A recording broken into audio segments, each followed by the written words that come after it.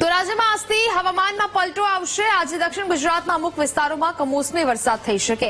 હવામાન નિષ્ણાંત પરેશ ગોસ્વામી આગાહી વ્યક્ત કરી છે। દક્ષિણ ગુજરાતના જિલ્લાઓમાં આજે વરસાદની સંભાવનાઓ વ્યક્ત કરાઈ છે। આજે વલસાડ ડાંગમાં વરસાદી ઝાપટા પડી શકે છે। તાપી નવસારીમાં વરસાદી છાંટા પડવાની સંભાવનાઓ વ્યક્ત કરાઈ છે। 4 એપ્રિલ સુધી દક્ષિણ ગુજરાતના જિલ્લાઓમાં વરસાદની શક્યતાઓ છે। 1 અને 2 એપ્રિલના રોજ સૌરાષ્ટ્રના જિલ્લાઓમાં વરસાદની સંભાવનાઓ વ્યક્ત કરવામાં આવી છે। એટલે કે આ કમોસમી વરસાદ ફરી એક વખત ગુજરાતમાં પડી શકે છે ને જેને જ લઈને હવામાનમાં પલટો જોવા મળશે, જેને લઈને આગાહી છે તે કરવામાં આવી છે।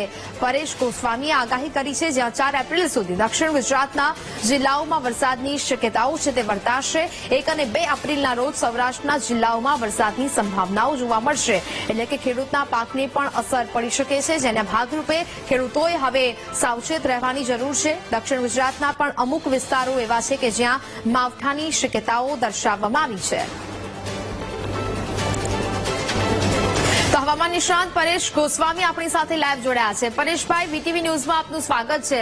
સૌથી પહેલા તો જે આગાહી આપના દ્વારા વ્યક્ત કરવામાં આવી છે, હવે ખાસ એ વાત જાણવી છે કે આખરે કયા કયા જિલ્લામાં વરસાદનું આ જોખમ છે, કમોસમી વરસાદ અને માવઠાની આગાહી છે, અને કેટલા દિવસ સુધી આ માવઠું જોવા મળશે?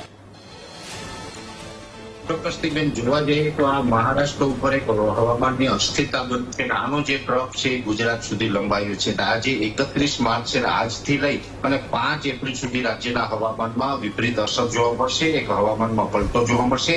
આજે 31 માર્ચના જે દક્ષિણ ગુજરાતના વિસ્તાર છે, ડાંગ આહવા હોય, સુરત થી આગળ વલસાડ જેવા વિસ્તાર હોય, નવસારી વાપી જેવા વિસ્તારો, તમામ વિસ્તારોની અંદર ઘાટા વાદળ છવાશે અને કોઈ કોઈ જગ્યાએ છૂટાછવાયા હળવા સામાન્ય વરસાદી ઝાપટા પડે તેવી શક્યતાઓ છે। આજે 31 તારીખ બાદ આવતીકાલે 1 તારીખથી આ વિસ્તારોમાં વધારો પણ થશે। જે રીતે ટ્રફ અત્યારે આગળ વધી રહ્યો છે એ મુજબ જોવા જઈએ તો આવતીકાલે સૌરાષ્ટ્રના પણ અમુક જિલ્લામાં વરસાદની શક્યતાઓ દેખાઈ રહી છે। સૌરાષ્ટ્રના જે જિલ્લાઓ છે જેમાં બોટાદ, ભાવનગર, અમરેલી, ગીર સોમનાથ, જુનાગઢ અને દક્ષિણ રાજકોટ જેવા વિસ્તારો છે, જેની અંદર કોઈ કોઈ જગ્યાએ હળવા છૂટાછવાયા ઝાપટાઓ પડશે ને એકંદરે વાદળછાયું વાતાવરણ છે એ 1 અને 2 એપ્રિલ 2 દિવસ દરમિયાન જોવા મળે તેવી શક્યતાઓ છે। એ સાથે જે મધ્યપ્રદેશ બોર્ડર લાગુ વિસ્તારો હોય, રાજસ્થાન બોર્ડર લાગુ વિસ્તારો છે, જેમાં અરવલ્લી, મહીસાગર, છોટાઉદેપુર, દાહોદ, ગોધરા અને રાજપીપળાના અમુક વિસ્તારો છે કે જે વિસ્તારોની અંદર 1 એપ્રિલથી લઈ અને 4 એપ્રિલ સુધી રાજ્યના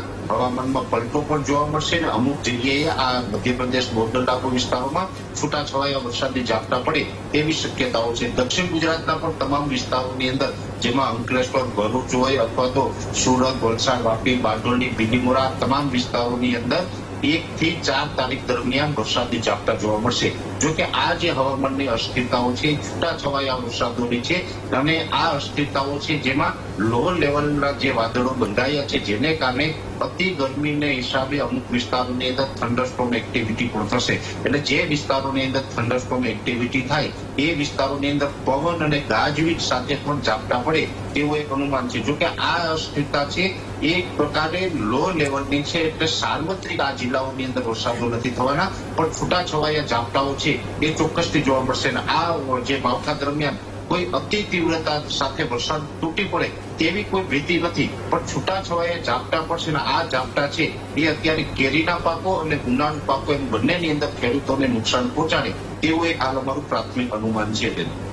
બિલકુલ પરેશભાઈ, એટલે સાથે સાથે એ પણ જાણવું છે કે સૌરાષ્ટ્રના જે જિલ્લાઓ છે, ભાગો છે, ત્યાં પણ વરસાદની આવશ્યકતાઓ છે, માવઠું ત્યાં પણ થઈ શકે છે। બીજી બાજુ દક્ષિણ ગુજરાતના જે વિસ્તારો છે ત્યાં પણ માવઠાની આવશ્યકતાઓ છે। એટલે અત્યારે ખેડૂતોને શું સાવચેતી રાખવાની જરૂર છે ને ખેડૂતોના કયા ખેતી પાકને હાલ નુકસાન જવાની ભીતિ છે? કારણ કે અત્યારે આંબા ઉપર મોર પર આવી ગયા છે અને ઘણા ખેડૂતો એવું પણ કહી રહ્યા છે કે જો આ કમોસમી વરસાદ આવશે, માવઠું પડશે તો તે મોર છે તે ખરી પડવાની આશાઓ તેઓ વ્યક્ત કરી રહ્યા છે।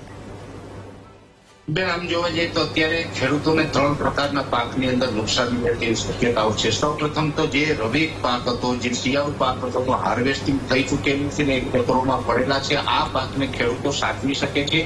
તો આને તાત્કાલિક ધોરણે ખેડૂતોએ સાચવી લેવો જોઈએ, જેથી કરીને માવઠું પડે તો એ પાકને આપણે બગડતો બચાવી શકાય। પણ 2 પાક એવા છે કે જેમાં આપણે નજર સમક્ષ નુકસાની જોયા સિવાય બીજું કશું જ કરી શકીએ નથી। એક તો છે ઉનાળુ પાક, જેની અંદર અડદ, મગ, તલ અને બાજરી જેવા પાકના વાવેતર છે કે જેનો આપણે કોઈ રીતે આપણે એને સાચવી શકીએ એમ નથી, ભગવાન ભરોસે રાખવું પડે એમ છે. એટલે ઉનાળુ પાકમાં નુકસાની થાય એમ છે.